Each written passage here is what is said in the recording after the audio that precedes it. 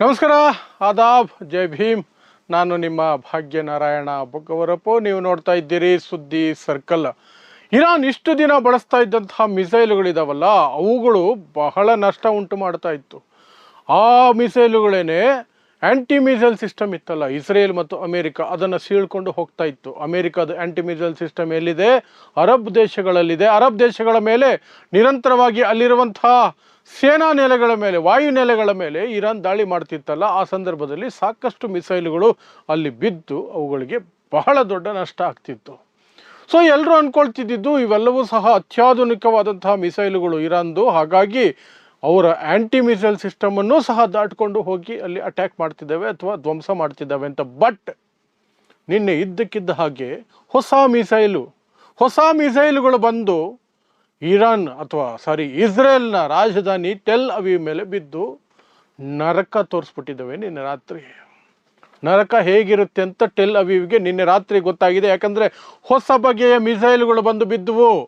ಆ ಮಿಸೈಲ್ ಬಂದು ಬಿದ್ದ ನಂತರ ಇರಾನ್ ಅನೌನ್ಸ್ ಮಾಡ್ತು, ನಮ್ಮಲ್ಲಿದ್ದಂತಹ ತುಂಬ ಹಳೆಯ ಮಿಸೈಲ್ಗಳು ಖಾಲಿಯಾಗಿದ್ದಾವೆ, ಇವತ್ತಿಂದ ತಗೊಳ್ರಿ, ಹೊಸ ಮಿಸೈಲ್ಗಳನ್ನು ಬಳಸೋದಕ್ಕೆ ಶುರು ಮಾಡಿದ್ದೀವಿ. ಈಗ ನಾವು ಹಾಕಿರುವಂತಹ ಮಿಸೈಲ್ ಹೆಸರು ಖುರ್ರಮ್ ಶಹರ್ 4 ಅನ್ನುವಂತಹ ಮಿಸೈಲನ್ನು ಹಾಕಿದ್ದೀವಿ. ಇನ್ನು ಮೇಲೆ ಹೊಸ ಮಿಸೈಲ್ಗಳು ಬರ್ತವೆ, ಹುಡುಕಿ ಹೊಡಿತೀವಿ ನಿಮಗೆ ಅಂತಂದ್ಬಿಟ್ರು.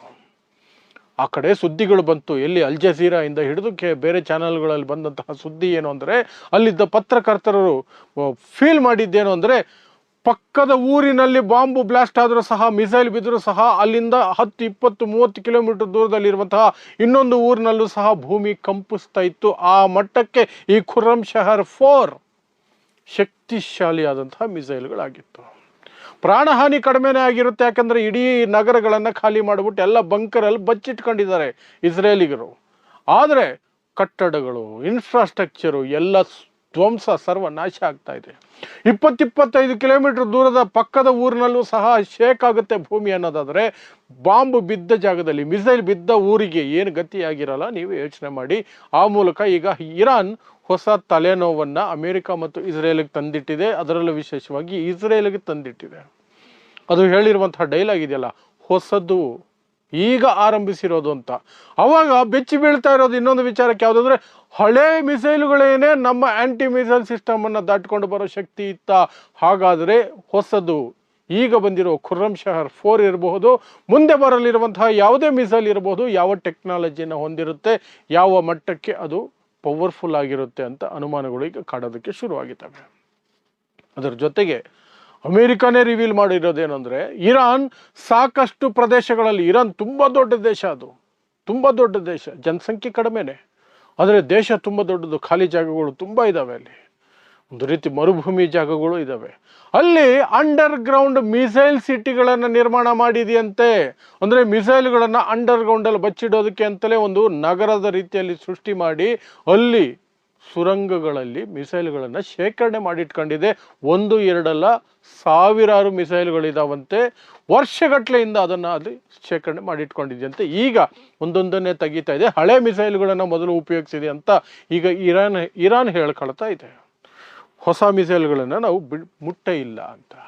ಈ ಕಡೆ ಬಹ್ರೇನ್ ಮೇಲೂ ಸಹ ಅದು ದಾಳಿ ಮಾಡಿದೆ. ಬಹ್ರೇನ್ ಬಿಡ್ತಲ್ಲ, ಬಹ್ರೇನ್ನ ರಾಜಧಾನಿ ಇದೆಯಲ್ಲ, ಅದರ ಮೇಲೂ ಸಹ ಸಿಕ್ಕಾಪಟ್ಟೆ ಅಟ್ಯಾಕ್ ಮಾಡ್ತಾ ಇದೆ. ಬಟ್ ಅದು ನಾಗರಿಕರನ್ನು ಅಟ್ಯಾಕ್ ಮಾಡ್ತಿಲ್ಲ.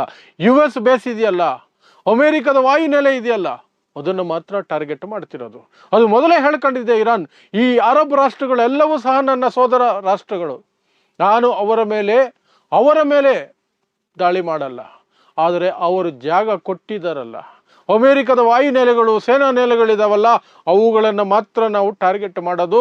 ಅಲ್ಲಿನ ಜನತೆಗೆ ನಮಗೂ ಯಾವ ದ್ವೇಷನೂ ಇಲ್ಲ, ಅವರೆಲ್ಲ ನನ್ನ ಸೋದರರು ಸೋದರಿಯರು, ಅದು ನಮ್ಮ ಸೋದರ ರಾಷ್ಟ್ರಗಳು, ಅವುಗಳನ್ನು ನಾನು ಏನೂ ಕೆಟ್ಟದು ಮಾಡೋದಕ್ಕೆ ಬಯಸೋದಿಲ್ಲ ಅಂತ ಹೇಳ್ಕೊಂಡಿದೆ ಇರಾನ್.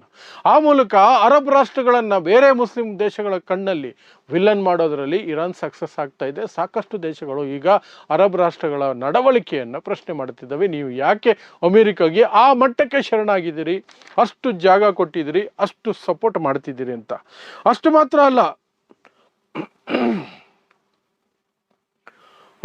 ಅಲ್ಲ, ಬಹ್ರೇನ್ನ ರಾಜಧಾನಿ ಮನಾಮಾ, ಅಲ್ಲಿರುವಂತಹ ಏನು ಆಯಿಲ್ ರಿಫೈನರಿ ಇದೆ ಅದರ ಮೇಲೆ ದೊಡ್ಡ ದಾಳಿ ನಡೆದಿದೆ, ಅದನ್ನು ಧ್ವಂಸ ಮಾಡಿ ಬಿಸಾಕಿದ್ದಾರೆ ಇರಾನ್ ಅವರು. ಈ ಕಡೆ ಆಸ್ಟ್ರೇಲಿಯಾ, ಸ್ಪೇನ್, ಇನ್ನೂ ಸಾಕಷ್ಟು ದೇಶಗಳು ಅಮೆರಿಕ ಜೊತೆ ನಿಲ್ಲೋದಕ್ಕೆ ನಿರಾಕರಿಸಿದ್ದಾವೆ.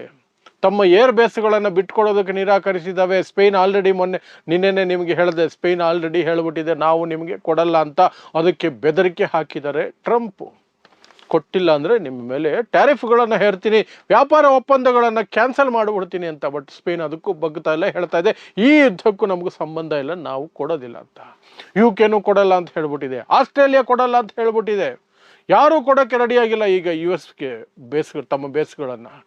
ಅಮೇರಿಕ ಒಂದು ರೀತಿಯಲ್ಲಿ ಇಸ್ರೇಲ್ ಜೊತೆಯಲ್ಲಿ ಒಬ್ಬಂಟಿ ಆಗ್ತಾ ಹೋಗ್ತಿದೆ. ಇನ್ನೊಂದು ಕಡೆ ಅಮೇರಿಕದ ಸಂಸತ್ತು, ಏನು ಕಾಂಗ್ರೆಸ್ ಅಂತ ಏನು ಕರೀತಾರೆ, ಅಲ್ಲಿಯೂ ಸಹ ಒತ್ತಡ ಜಾಸ್ತಿ ಆಗ್ತಿದೆ. ಯಾಕೆಂದರೆ ಒಂದು ಡ್ರೋನ್, ಒಂದೊಂದು ಮಿಸೈಲು ಇರಾನ್ ಹಾಕ್ತಿರೋದು ಇದೆಯಲ್ಲ, ಅದನ್ನು ಆಕಾಶದಲ್ಲಿ ಹೊಡೆದು ಉರುಳಿಸೋದಕ್ಕೆ ಆ್ಯಂಟಿ ಮಿಸೈಲ್ ಸಿಸ್ಟಮ್ಗೆ ಖರ್ಚು ಇದೆಯಲ್ಲ ಸಿಕ್ಕಾಪಟ್ಟೆ ಜಾಸ್ತಿ ಆಗ್ತಾ ಇದೆ.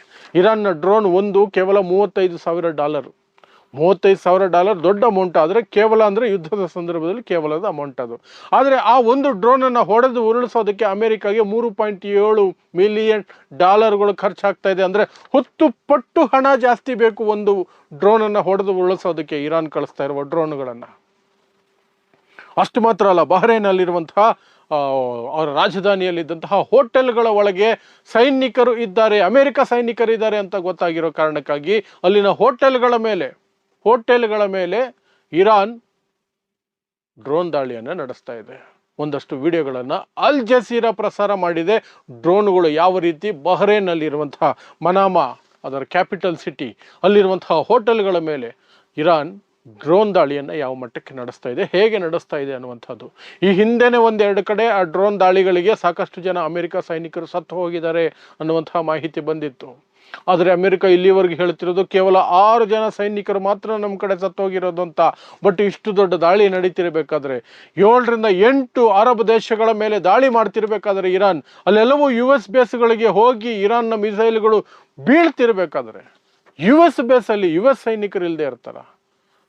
ಇದ್ದಾಗ ಮಿಸೈಲ್ ಬಿದ್ದಾಗ ಪ್ರಾಣಹಾನಿ ಆಗದೆ ಇರೋಕ್ಕೆ ಸಾಧ್ಯನೇ ಇಲ್ಲ. ಬಟ್ ಬಚ್ಚಿಡ್ತಿದ್ದಾರೆ. ಇನ್ನೊಂದು ಕಡೆ ಸುಳ್ಳನ್ನು ಹಬ್ಬಿಸ್ತಾ ಇದ್ದಾರೆ. ಏನಂದ್ರೆ ಇರಾನ್ ಈಗ ತಂಡ ಆಗ್ತಾ ಇದೆ, ಅದರ ಹತ್ತಿರ ಇರುವಂತಹ ಮಿಸೈಲ್ಗಳು ಖಾಲಿ ಆಗ್ತಾ ಇದ್ದಾವೆ. ಹಾಗಾಗಿ ಅದು ಕಳಿಸ್ತಾ ಇರುವಂತಹ ಮಿಸೈಲ್ಗಳು, ಡ್ರೋನ್ಗಳು ಸಂಖ್ಯೆ ಕಡಿಮೆ ಆಗಿದೆ, ಅಟ್ಯಾಕ್ ಕಡಿಮೆ ಆಗಿದೆ ಅಂತ ಹೇಳ್ಕೊಳ್ತಿದೆ. ಬಟ್ ಟೆಲ್ ಅವೀವ್ ಮೇಲೆ ನಿನ್ನೆ ರಾತ್ರಿ ಬಿದ್ದಿರುವಂತಹ ಈ ಹೊಸ ಖುರ್ರಮ್ ಶಹರ್ 4 ಅನ್ನುವಂತಹ ಮಿಸೈಲ್ ಇದೆಯಲ್ಲ, ಅದರ ಭೀಕರತೆಯನ್ನು ನೋಡಿದ್ರೆ, ನಾನು ನೋಡಿದೆ ಅಲ್ ಜಜೀರಾ ಟಿವಿನಲ್ಲಿ, ನಿಮಗೆ ಪ್ರಸಾರ ಮಾಡೋಕ್ಕಾಗೋದಿಲ್ಲ, ಕಾಪಿರೈಟ್ ಬಂದ್ಬಿಡುತ್ತೆ. ಎಂತಹ ಭೀಕರತೆ ಅಂದರೆ, ಒಂದೊಂದು ಕಡೆ ಮಿಸೈಲ್ ಬಿದ್ದ ಜಾಗದಲ್ಲಿ ಅಲ್ಲಿಂದ 1-2 ಕಿಲೋಮೀಟರ್ವರೆಗೆ ಧ್ವಂಸ ಆಗ್ತಾ ಇದ್ದಾವೆ. ಕಟ್ಟಡಗಳು ಒಂದು ಕ್ಷಣಕ್ಕೆ ಮಾಯ ಆಗ್ತಿದ್ದಾವೆ. ಆ ಮಟ್ಟಕ್ಕೆ ಅದು ಟೆಲ್ ಅವೀವನ್ನು ಟಾರ್ಗೆಟ್ ಮಾಡಿಕೊಂಡು ಮುಗಿಸ್ತಾ ಇದೆ. ಇನ್ಫ್ರಾಸ್ಟ್ರಕ್ಚರ್ನ ಕಂಪ್ಲೀಟ್ ವಾಶ್ಔಟ್ ಮಾಡ್ತಾ ಇದೆ. ಅಮೆರಿಕಾಗೆ ವಿಧಿ ಇಲ್ಲದೆ ಕಾಯ್ಕೊಂಡು ಕೂತಿದ್ದಾರೆ. ಏನಾದರೂ ಒಂದು ಬೇರೆ ರೀತಿ ಆಗಬೇಕೀಗ, ಇಲ್ಲದೆ ಹೋದರೆ ನಮ್ಮ ಕಥೆ ಮುಗೀತು ಅನ್ನೋ ಭಯಕ್ಕೆ ಇಸ್ರೇಲ್ ಮತ್ತು ಅಮೆರಿಕ ಬೇರೆ ರೀತಿ ಯೋಚನೆ ಮಾಡಿ ಆಸ್ಟ್ರೇಲಿಯನ್ ಕೇಳಿದ್ದಾರೆ, ಸ್ಪೇನ್ನ ಕೇಳಿದ್ದಾರೆ, UK ಕೇಳಿದ್ದಾರೆ, ಇನ್ನೊಂದಷ್ಟು ದೇಶಗಳನ್ನು ಕೇಳಿದ್ದಾರೆ, ವಾಯುನೆಲೆ ಬಿಟ್ಕೊಡಿ, ಹೊಸ ಜಾಗದಿಂದ ನಾವು ಟಾರ್ಗೆಟ್ ಮಾಡಿ ಅವ್ರಿಗೆ ಹೊಡಿಬೇಕು ಅಂತ. ಅವು ಯಾರು ಬಿಟ್ಕೊಡೋಕೆ ಸಿದ್ಧ ಇಲ್ಲ. ಅವ್ರಿಗೆ ಅರ್ಥ ಆಗೋಗಿದೆ ಇದು ಇಸ್ರೇಲ್ನ ಯುದ್ಧ, ಅಮೆರಿಕ ಹೋಗಿದ್ದೆ ತಪ್ಪು, ಅಮೆರಿಕಾಗೂ ಇದಕ್ಕೇನು ಸಂಬಂಧ ಅನ್ನೋ ಮಟ್ಟಕ್ಕೆ ಅಲ್ಲಿನ ಪಾರ್ಲಿಮೆಂಟಲ್ಲೂ ಸ್ವಲ್ಪ ಜನ ಕೇಳ್ತಿದ್ದಾರೆ, ವಿದೇಶಗಳಲ್ಲೂ ಸಹ ಕೇಳೋದಕ್ಕೆ ಶುರು ಮಾಡಿದ್ದಾರೆ.